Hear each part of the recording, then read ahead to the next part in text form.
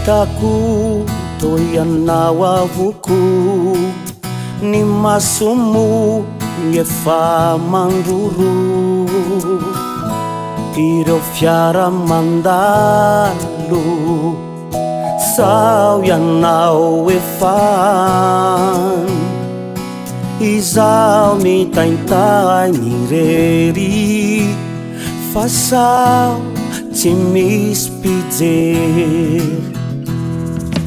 Zahitako toy ianao avoko, ny masomo efa mandroro, ireo fiara mandalo sao ianao efany, izaho mitaintagny rery fa sao tsy misy mpijery.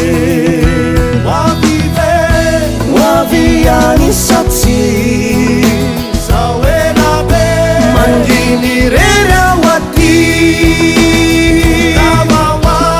sao lade sanaty, matiao rateny zay noho izy.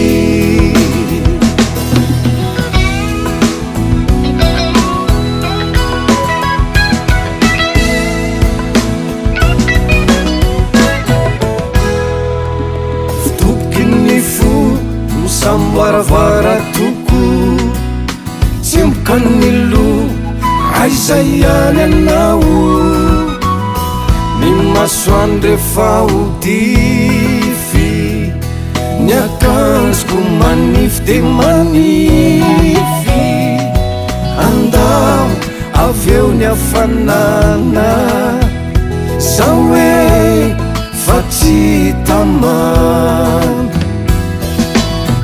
Efa minefatra sasany azoko saratsaigny anao, efa miaingan-daho mikenokenona midibirao, fa itsena sy akay hoavy agny satsy sao elabe, manginy rery ao aty, sao lade sanaty, matiao rateny zay noho izy. Hoavy agny satsy